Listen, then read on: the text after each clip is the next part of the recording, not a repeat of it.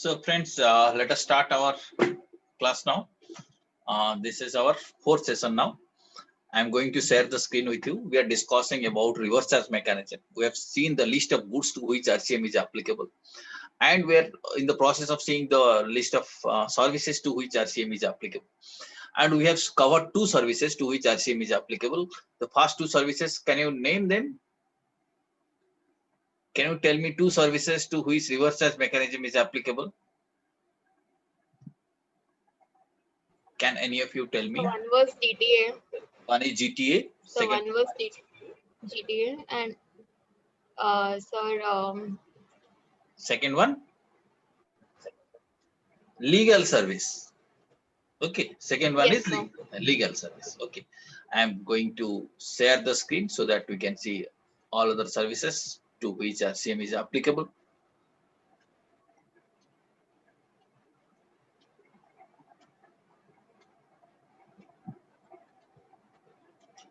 Screen is visible to you.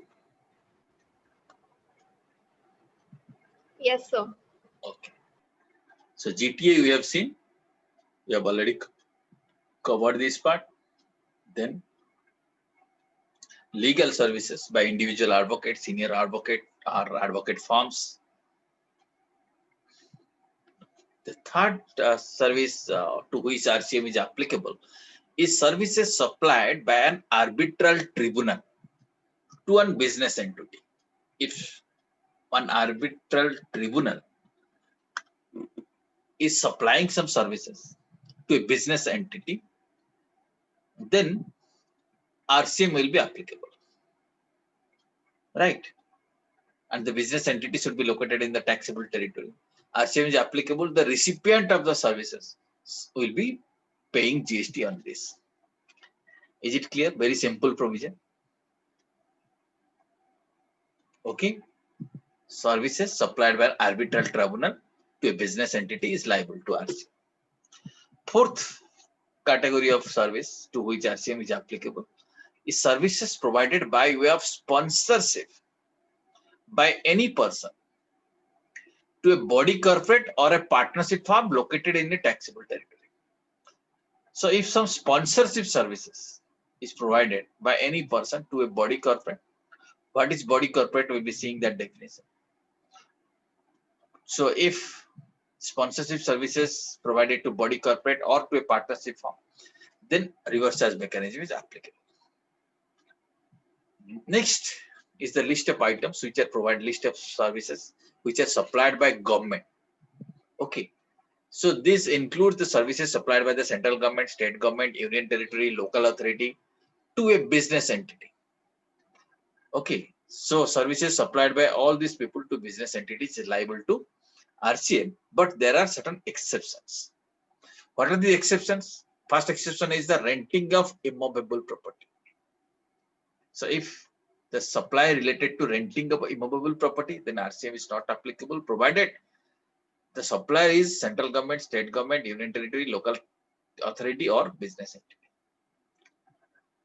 Other exclusion is that services specified below. These are the list of services.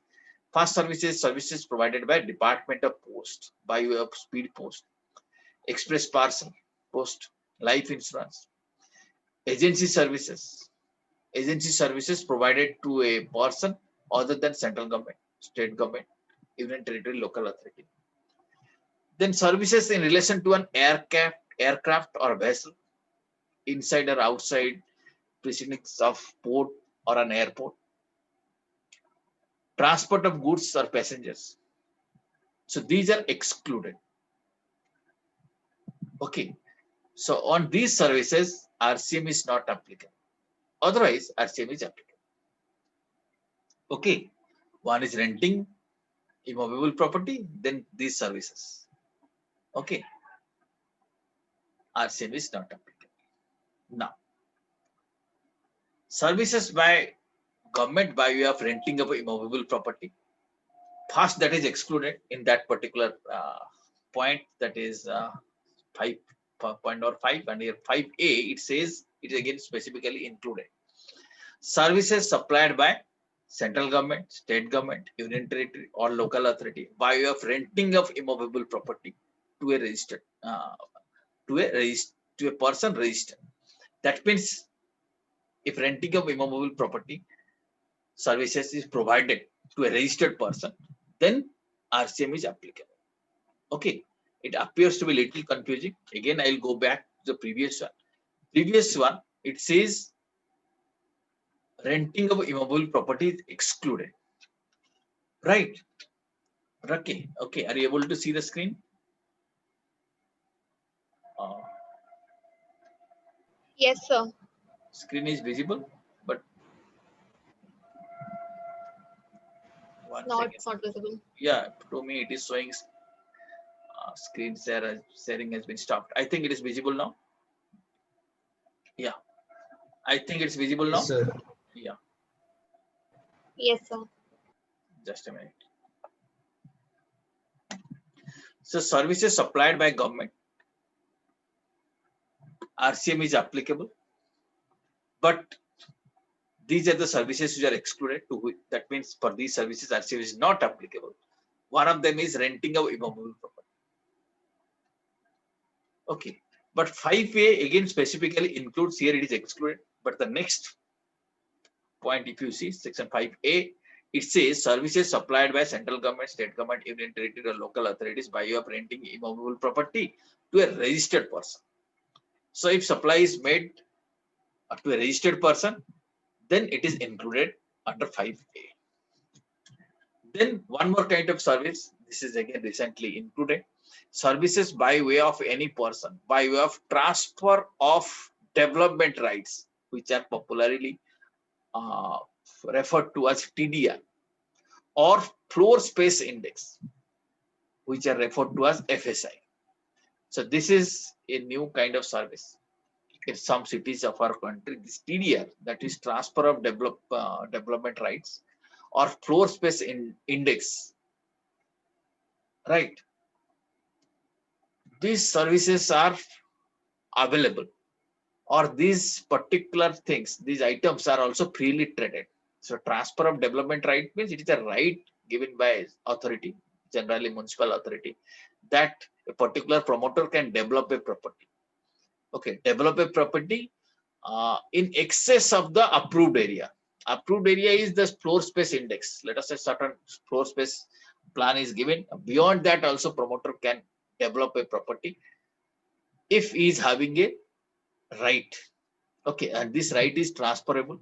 That is called as the development rights.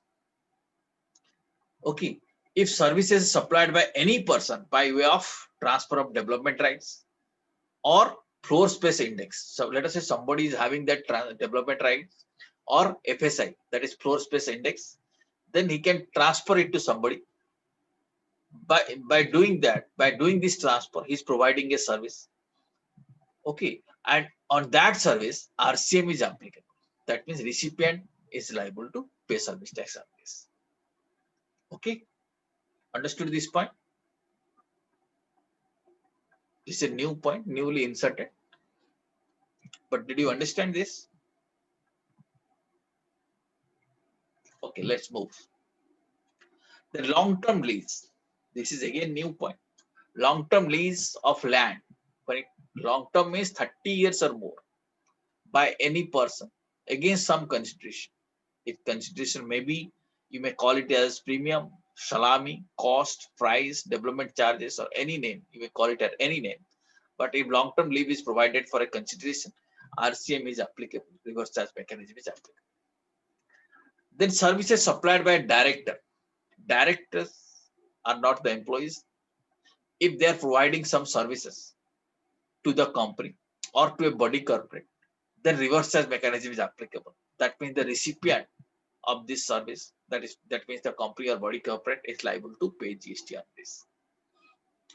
Then services supplied by an insurance agent. Okay, services supplied by an insurance agent to the insurance business company, to the insurance business organization. Reverse charge mechanism will be applicable. Reverse charge will be applicable. Tax has to be paid under reverse charge mechanism. Similarly, services supplied by recovery agent who recovers loans for the bank.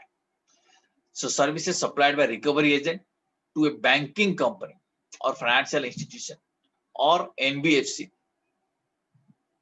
On this service, reverse charge is applicable. GST has to be paid on reverse charge basis. Okay. Now, next is that services provided by author, music composer, photographer, artist, etc. by way of transfer or permitting the use or enjoyment of copyright to a publisher, music company, producer, etc. are liable to reverse charge. So tax has to be paid on reverse charge basis. Okay. The members of overseeing committee of Reserve Bank of India. So supply of services by members of overseeing committee of Reserve Bank of India. If they provide some services, then reverse charge is applicable. The recipient has to pay tax. Then you might have heard the concept of DSA, that is direct selling agency. Some banks, some organizations appoint DSA, direct selling agency, on behalf of that organization. These people, these agencies do selling. So services supplied by individual DSA. Here you have to see individual DSA, not a body corporate.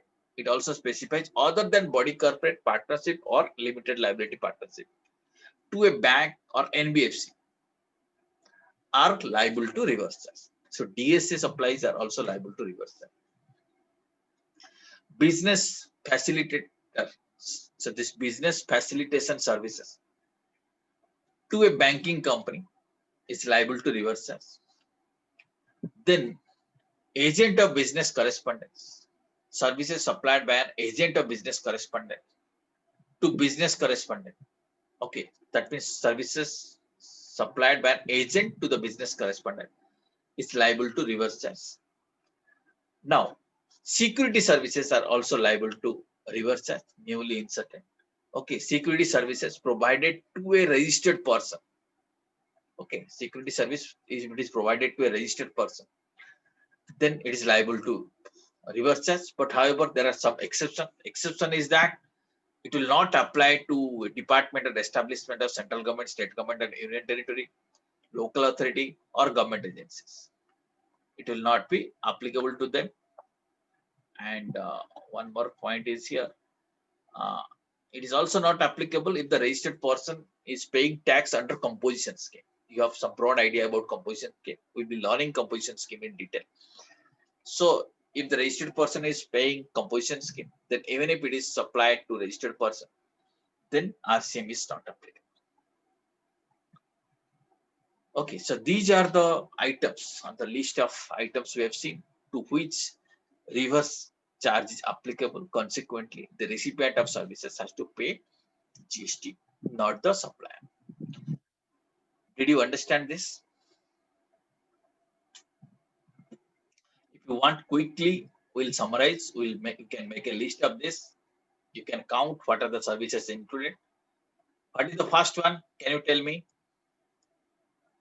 Fast service. Goods, you know, what is the fast service to which RCM is applicable?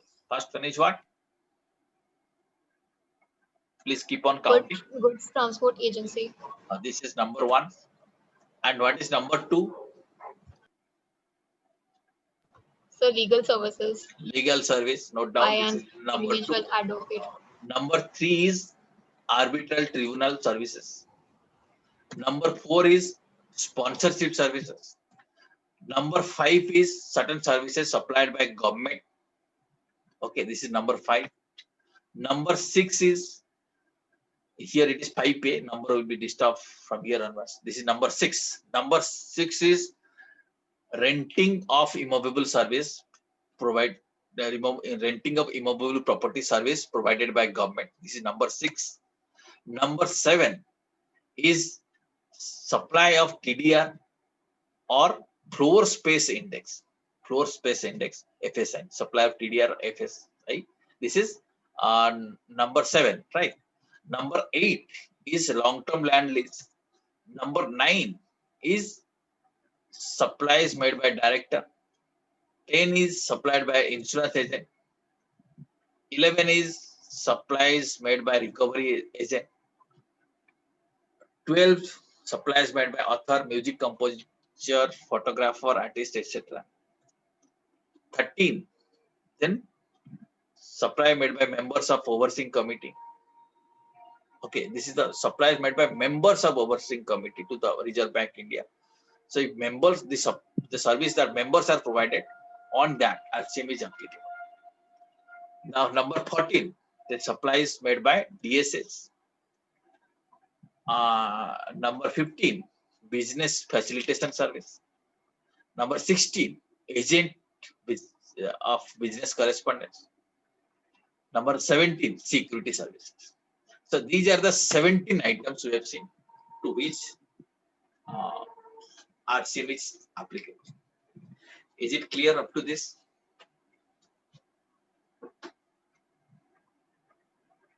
Yes or no? Yes, sir. Yes, sir. Now you see this reverse charge mechanism is little complex. As you know, the recipient has got the responsibility to pay the tax. Okay, you was paying tax, or the other system also, forward charge mechanism also you was paying tax, but you was paying tax to the supplier and supplier was depositing. Is it not? Now he has to, that same tax he has to deposit with the government and to file the required return. The reverse charge mechanism deals with that. Now, there are some specific issues related to charge of GST. The specific things are how the specific things are to be dealt. First thing we'll see, there is a different process for goods transport agencies. We'll cover that GTA part first. GTA part, as you know, as of now, what you know, RCM is applicable to GTA, but there are certain exceptions, right? In certain specific situations, RCM is applicable to the supplies made by GTA. Now we'll be learning GTA concepts in detail. Okay, now you see, first of all, under GTA service, normally a person who pays or liable to pay freight for transportation of goods, okay, he will be treated as the person who receives the service. So when we talk about most of the cases under GTA service, who is liable to pay tax? It's the recipient who is liable to pay tax. Is it not? In GTA service, it's the recipient is liable to pay tax and he is also liable to do all the compliances as per RCM, reverse charge mechanism. Okay. Now question arises that who is the recipient? The person who is liable to pay freight, he is the person who will be construed as recipient. He is the person who receives the service.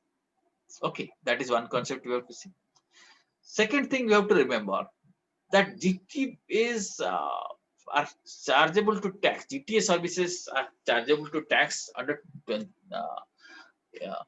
two rates, or you can say there are two possibilities or two choices are there.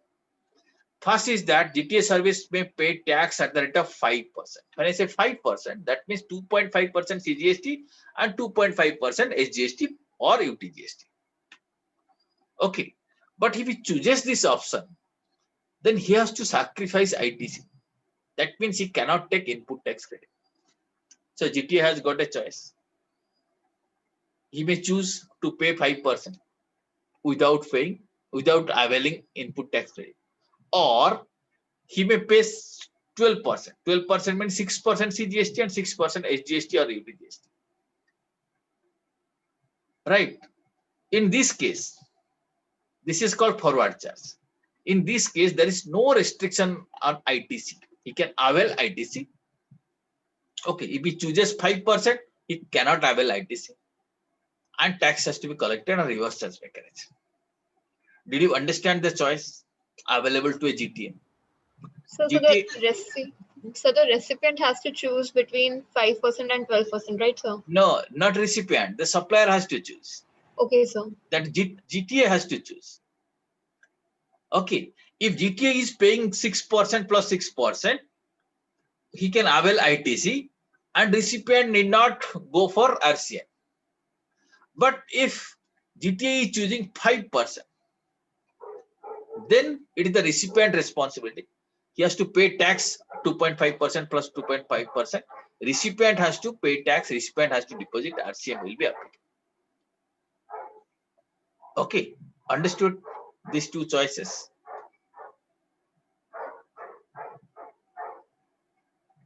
Okay, and also only when RCM is applicable, only when GTA is supplying to some specific persons. I think this will be more clear if I show you this chart. This chart is visible to you. Yes, sir. Okay, first of all, you see person liable to pay tax under GTA service. First choice is that where GST is payable at 5%, or he can pay at 12%. Okay, 12% means it is actually 6%. Okay, one is 6% plus 6%. Here 5% means 2.5% plus 2.5%. Right. So where GST is payable at 5%, then recipient of the specific recipient is one of the specified recipients. Who are the specified recipients? I have shown you earlier, I think, and I will again show you here. These are the specified recipients: factory, society, cooperative society, person, registered person, body corporate, partnership firm, and casual taxable person. Now again, you see where the GST is payable at 5%, recipient is one of the specified person, then GST has to be paid by reverse charge mechanism. Person liable to pay GST is the recipient. Where GST is payable at 12%, 12% is an option if GTA chooses that option. The recipient is one of the specified recipient, same thing, without the specified recipients, as you have seen the list here. Then tax has to be paid under forward charge mechanism. That means who will pay?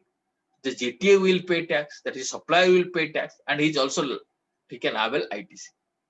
Okay, but recipient is other than specified recipients. That means recipient is not pertaining to this category. Okay, let us say an unregistered individual like us, like you and me, unregistered individual, is not coming under the specified recipient category. Okay, if that is the case, okay, when the recipient is other than the specified recipient, then it is exempt from GST. GST, okay, no GST is leviable here. Did you understand this concept? That means GST is leviable for services rendered by GTA only when the services are provided to specified recipients. Right? If it is provided to somebody other than specified recipient, then it is exempt from GST. Now GTA has got a choice. He may choose to pay 5% without availing ITC, or he may choose pay at 12% and can avail ITC. If he is choosing 5% and supplies are made to the specified recipients, then RCM is applicable. A reverse charge mechanism is applicable. If he is choosing 12% and supplies made to specified recipients, then forward charge mechanism is applicable. Is it clear?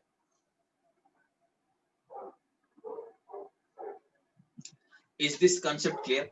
Yes, sir. Yes, sir. Okay, yeah. GTA, sometimes it is confusing to many people, but I think this chart has summarized everything. You have understood this, right? And again, who is recipient in case of GTA? The person who is liable to pay freight, right? And these are the specified recipients. You have to remember all these points. Okay.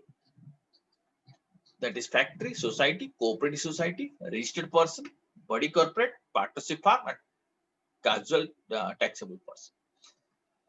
What is body corporate? We need to understand at this point of time.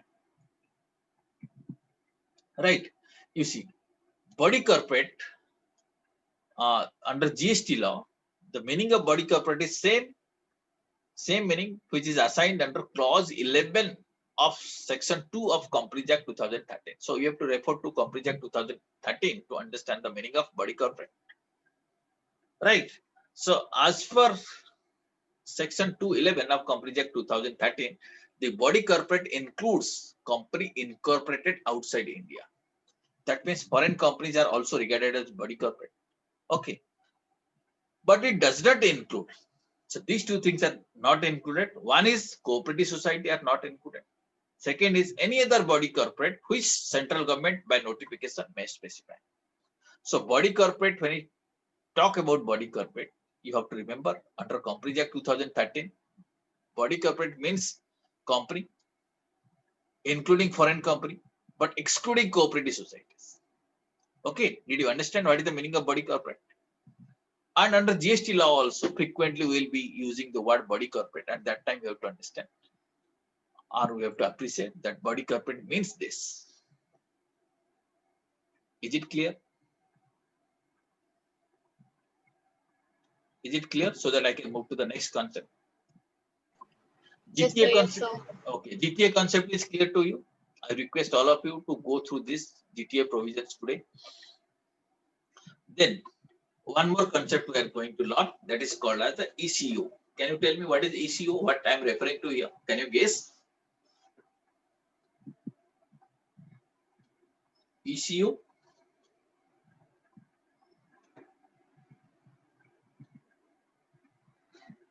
Here I am referring to e-commerce operators. Right, in our day-to-day life, many times we use e-commerce services, isn't it?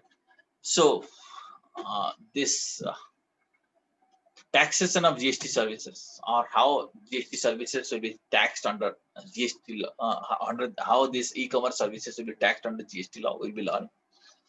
So e-commerce operator is the person who owns, operates, manages an electronic platform for supply of goods, services, or both. Can you give me some examples of e-commerce operator? Can any of you give me some example that these are e-commerce operators?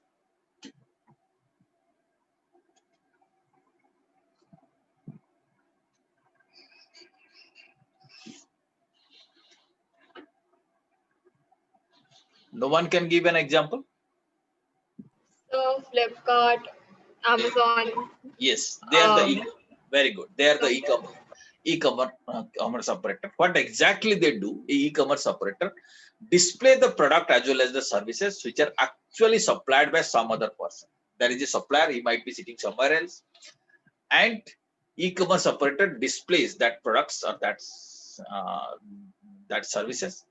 The consumer buys goods and services through these portals, right? On placing the order, the particular product or service is actually delivered by the supplier delivered directly to the consumer, but it is facilitated by the e-commerce operator, right? The price of consideration is collected by the e-commerce operator and passed on to the supplier after keeping a commission.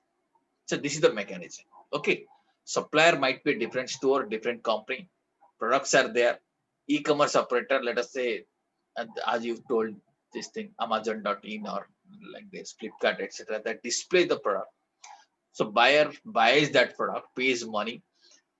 The e-commerce operator keeps its commission and transfers money to the supplier. Okay, this is the process of e-commerce. Okay, and the law says the government may, on recommendation of GST Council, notify the specific categories of services on interested supplies to of which shall be paid by electronic commerce operator if such services are supplied through it. That means it says certain services can be classified on which this thing CGST, SGST, etc., CGST, etc., can be levied. So levied means it will be levied on the e-commerce operator. Okay, and the few services are already been notified, like transportation of passengers by radio taxi. Radio taxi here means the taxi which operates through radio signal. Okay, that means through radio signal, the passenger, the driver, and the service provider, e-commerce operator gets connected.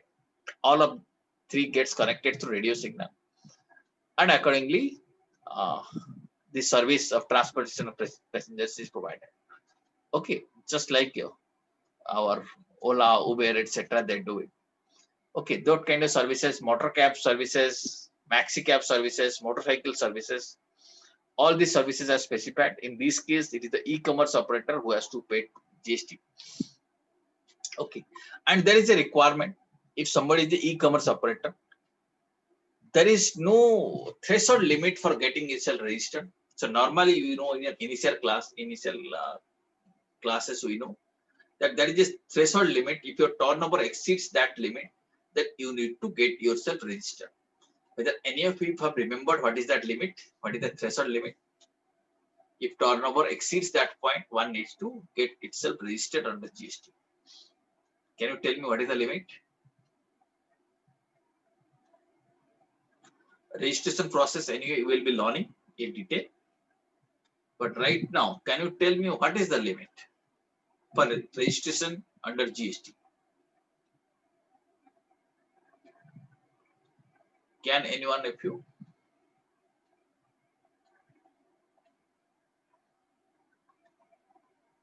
Have you remembered or not? Okay, let me tell you. It is 40 lakh. Okay. But for e-commerce operator, there is no threshold limit.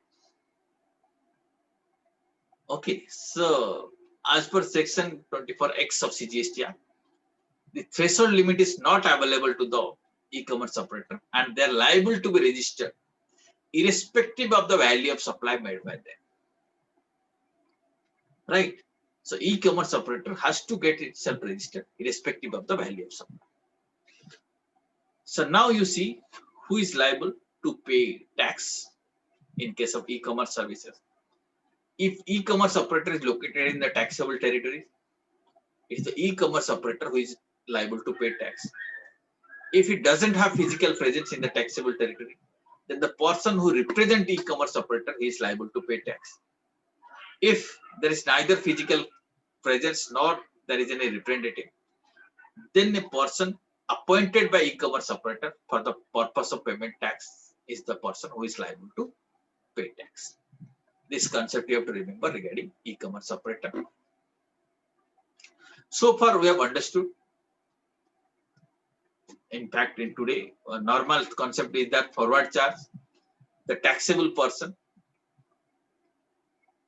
is the taxable person making interested supply. We have understood that concept.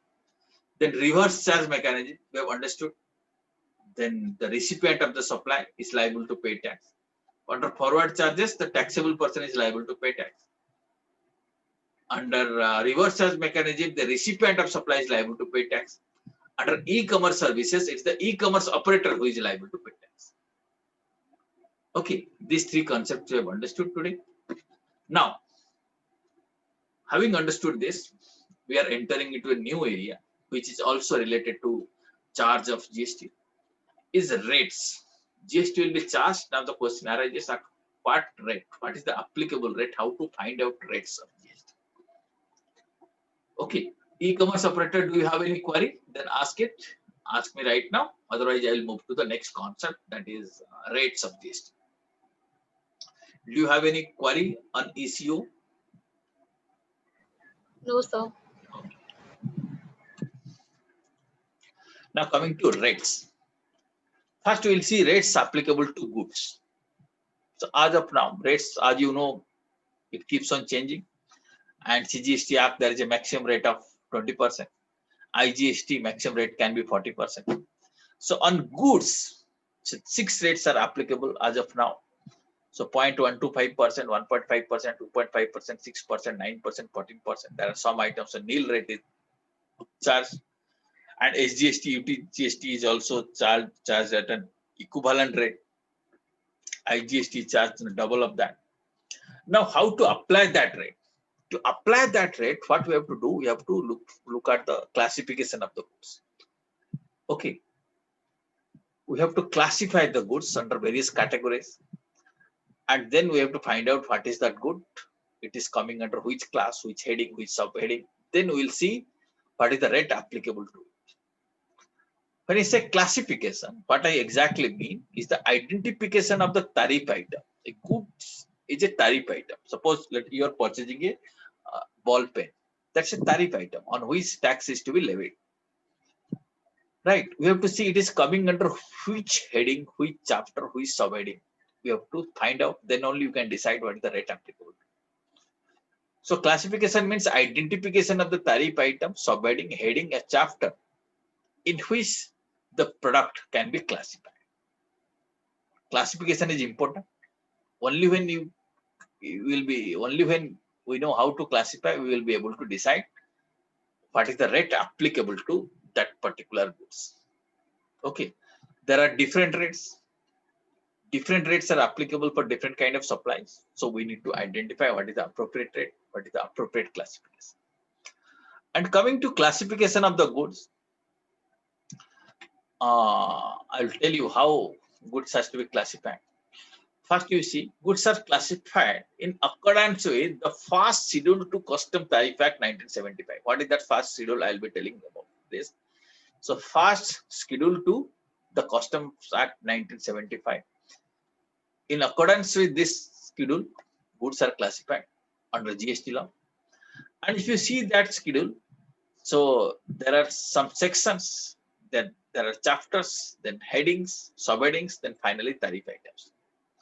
If you see what is this section, section is the group of chapters. A chapter is the group of headings, heading is the group of subheadings, and tariff items are grouped into a subheadings like this. And in every chapter there are certain notes. It is important for a reader to read that note so that he can decide how classification happens.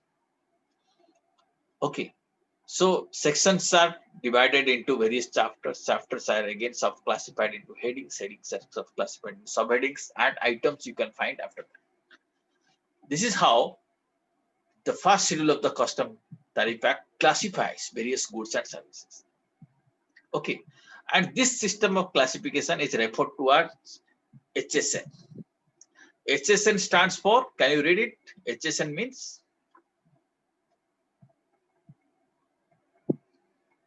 HSN. We can say HSN So, based, yeah. harmonized system of nomenclature. Harmonized system of nomenclature. Okay, that means a kind of uniform nomenclature is followed internationally. How it is developed? This is in fact a multi-purpose international product nomenclature developed by World Customs Organization for the purpose of classifying goods. So India follows that nomenclature. It is called as HSN system. Most of the countries follow that kind of classification. It comprises of about 5,000 commodity groups. Right, this WCO specifies 6-digit code, which can be extended. It can be further extended if you want, one can extend. And India, we have adopted 8-digit code of HSN. Our codes are 8-digit codes. Earlier, I had shown you once how it looks like. Okay. And along with HSN,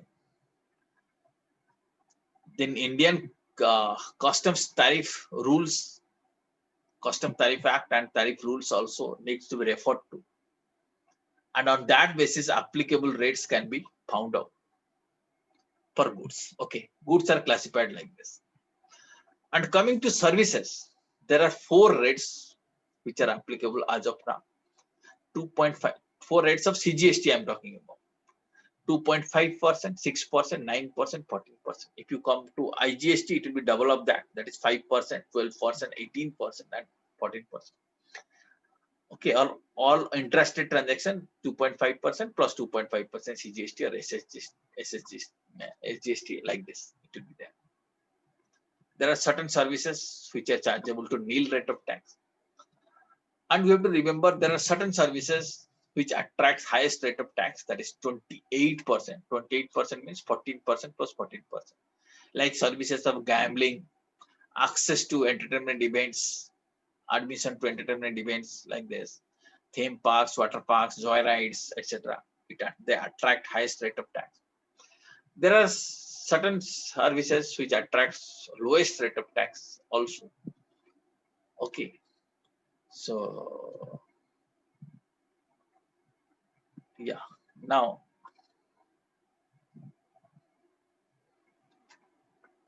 services are also classified. Just like I told you, goods are classified. We need to classify our goods so that we can know what is the rate applicable here. Here also on services also, services are classified in accordance with United Nations Central Product Classification. And here how classification happens. Here also services are classified according to sections, headings, etc. Right. So for example, there are certain classifications you can see. Construction services are one class, like distributive trade services are one more class. Financial and related services are one class of services. Business or production services are one more class of services. Community, social and personal services and miscellaneous services are one more class of services. So all these are the classes of services. Different they are grouped under different sections, are covered under section 99. If you see the classification of services, classification is like this. Chapters are there. Chapters are divided into sections. Sections are divided into headings. Headings are divided into groups, and groups are divided into tariff item. The classification, as you can see, is slightly different from goods. This is where seeing the classification of services. Okay, services, how it is classified: chapter, section, heading, group, and then tariff item. Okay. If you see goods classification, they are different. You see goods classification is like this: section, chapter, heading, subheading, and tariff items. So that's there are some there is differences between service classification and goods classification. Okay. So finally, the rate is determined in accordance with the tariff code, or in accordance with the service code or tariff item. So we have to refer this tariff item or service code comes under which group, which heading, which section, which chapter. After that only we will be able to decide what is the rate applicable. Okay, so that is about classification of goods. Okay, is it clear about classification? Then I can enter into one more concept. One more sector we will be seeing. Is it clear, classification part? Yes, sir. Okay. Now we'll see one more sector, which is again a unique sector: real estate sector. How things are taxed, we'll be learning here under real estate sector. Real estate sector, you see, there are again two rates are applicable. One is 1%, second is 5%. Okay, real estate sector, do you understand what is that? Real estate sector. Can you give me an example? Can you explain what is real estate sector?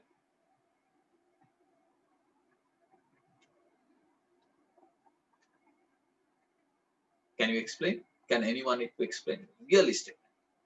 So it's a business of buying and selling of properties. Yeah, buying, selling, construction is also included. Yes, sir. Right, that is real estate sector. Yes, sir. Right. So what is the rate applicable to that? First of all, see, in some cases 1% is applicable, but when 1%, what you can see without ITC. Without ITC means what will happen here? Without ITC means if the supplier opts for this option, if the supplier goes for this option, he cannot take ITC, input tax credit. Without ITC and construction of affordable houses. So this 1% is applicable only when the supplier is engaged in affordable houses. And affordable houses means area of house is 60 square meter in metros or 90 square meter in non-metros. And the value of the house is up to 45 lakh. Value of house should be up to 45 lakh. And area should be 50 square meter in metros, 90 square meter in non-metros, will be referred to as affordable houses. Then 1% without ITC is applicable. 5% without ITC is also applicable on construction of all houses other than affordable houses. So ITC is not applicable. But if it is other than affordable houses, what is the rate? What is the rate? If it is other than affordable houses? 5%. 5%. Okay.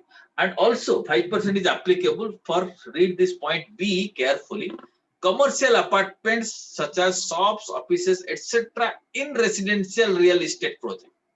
So there might be a residential real estate project. Inside that, there might be shop, there might be a commercial apartment. Okay. For that services, for that kind of supply. And again, one more thing you have to see, in which the carpet area of commercial apartment is not more than 15% of the total carpet area. So commercial apartments, commercial shops carpet area should not be more than 15% of the total carpet area. That also you have to see. If those conditions are met, then only 5% is applicable without ITC. Okay, so 1% for affordable houses, 5% for non-affordable houses, 5% is also applicable to the commercial apartments within the residential projects, provided the area of this commercial apartment should not exceed 15% of the total carpet area. Okay, then also 5%. This is how you have to deal with real estate. But condition is that ITC will not be available. Okay, there is one more condition, that is 80% of the input or input services. Okay, other than some services, some services are excluded here, used for supplying the services shall be purchased from registered person. So this condition is also there, that means input services and inputs should be purchased from registered person, at least 80%. At least 80% of the inputs or input services should be purchased from registered person. There are some more conditions and there are some more points related to that condition. It says, if however somebody is purchasing less than 80%, at least 80, or let us say its input consumption falls below 80%. 80% means 80% from the registered person. Then what will happen? The promoter has to pay GST on reverse charge basis. First condition is that at least 80% of the input and input services should be availed from registered person. If it is not happening, then the promoter, that is the developer, he can pay GST on reverse charge basis. Okay. And one more condition is that where cement is received from unregistered person, then promoter has to pay tax on reverse charge basis. If capital goods are received, he has to pay tax on reverse charge basis. So these are the provisions applicable to real estate sector. Okay, right. After that, we will be moving to this one other area, composition levy, but I plan to cover it in the next class. Next class, composition levy. Composition levy at a very basic level we already know.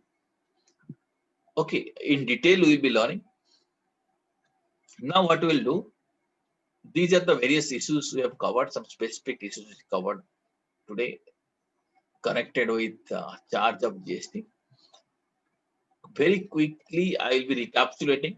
I expect if you are having some doubt, raise query, because the issues are really complex. Yeah. First, what we did today, we tried to understand what is section 9 of CGST Act, which is the charging section. Okay. Right. It talks about CGST will be levied on certain products, but there are some exceptions are there. Exceptions are alcoholic liquor and 5 kind of petroleum products are exception. Then we have also seen certain categories of supplies are there to which RCM is applicable. That concept also we have seen. Okay, there are some features of that. RCM will be applicable. Okay, and also we have seen there is one more subsection which says that e-commerce operator has to pay CGST. After that, what we started learning, we started analyzing those sections, and we have seen maximum rate of CGST can be 20%, maximum rate of IGST can be 40%. Okay, and we also know that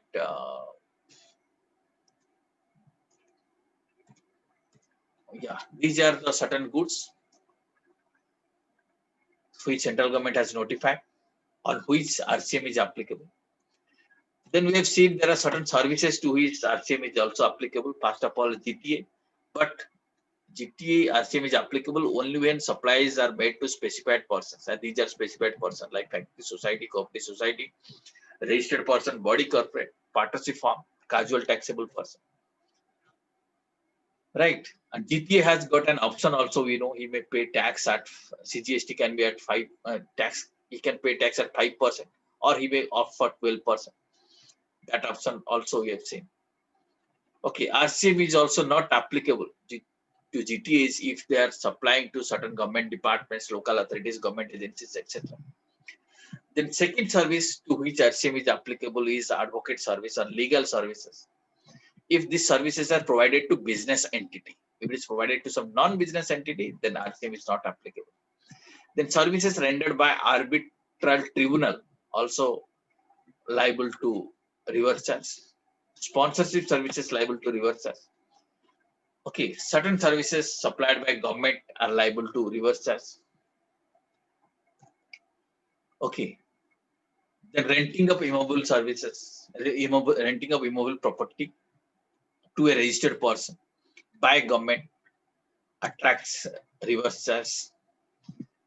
Then we know the concept of TDR and FSI.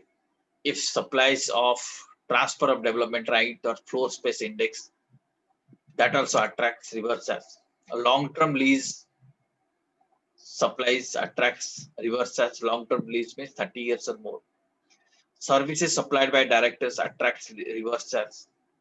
Services supplied by insurance agent also attracts reverse charge. Services of recovery agent, services of author, music composer, photographer, artist, etc. Okay, when they permits enjoyment of copyright to the publisher, music company, producers, they attract RCM. Services provided members of overseeing committee, then services provided by direct sale agents, business facilitators, agents of business correspondents to the business correspondent, then security services subject to certain exceptions are liable to RCM. Then goods transport agencies, there is specific treatment we have seen. Right. So reverse charge is applicable in certain situations. The agency may choose to opt for forward charge. Okay. But if services are provided other than to specified recipients, then it is exempt for GST. Who is recipient of goods transport agency supplies? It is the person who is liable to pay freight. This is the list of specified recipients, which is important for us. The meaning of body corporate also we have understood. It includes companies, foreign companies, but excludes cooperative societies. E-commerce operators, in many, it is the e-commerce operator who is liable to pay GST. If it is the notified supply, e-commerce operator has to pay GST. E-commerce operator has to get itself registered irrespective of its threshold limit. Okay, the person who is liable to pay tax in different situations we have discussed. It is the e-commerce operator who has to pay tax, or the person representing e-commerce operator, or the person appointed by e-commerce operator for the purpose of paying tax. He has to pay tax. Okay, various rates also we have seen, and we have seen to arrive at the rate, you have to refer to classification. You have to properly classify the goods. And goods are classified like this: section, chapter, heading, subheadings, and tariff items. In accordance with the first schedule of the Cost of Tariff Act 1975, goods are classified. Similarly, services are also classified. Services are classified like this: chapter, section, heading, group, tariff items. Okay. After that, we have covered the treatment of, or you can say, how GST, you can say how real estate sectors pay GST. Two rates are applicable, 1% or 5%. Both the cases ITCs are not applicable. One is affordable house and non-affordable house. The concept of affordable house also we have covered. Okay, certain conditions we have seen. Right, we have covered up to this today. Next part is composition levy. We know this. We will be covering in our next class. After this, do you have any query? The topic is going to be little technical.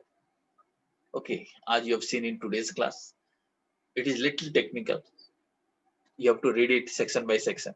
Exact legal provisions has to be read. Next class, we'll be starting with this composition levy.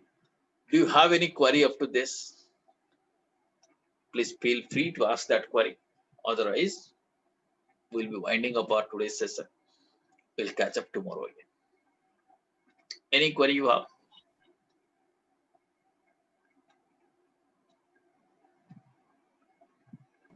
No, sir. Okay. So we'll close this session here. Let's catch up tomorrow. Sir. Thanks a lot. Thanks a lot. Excuse me, sir. Yeah, please. So in the last class, I forgot to mention my roll number in the chat. Okay. What's your name? Sir Suryansh. Okay, I'll take care of it. Thank you. Thank you, sir. Thanks a lot.